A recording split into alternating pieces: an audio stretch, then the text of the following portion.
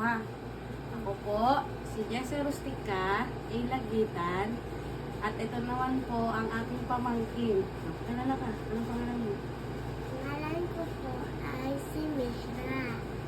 Nakatira po kami sa Amparo, Caloocan City. Ilan taong ka na? 6 years old na.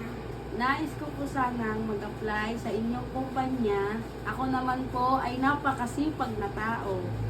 Sa totoo lang po, ako ang gumagawa ng lahat ng gawaing bahay.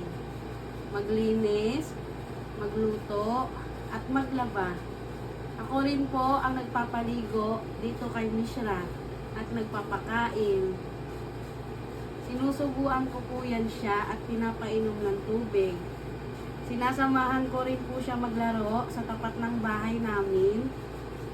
Naglalaro po kami ng habulan at taya-tayaan. Binabantayan ko po siya araw-araw. Ako rin po ang bumibili ng mga laruan at candy ni Mishra. Sarili ko pong pera.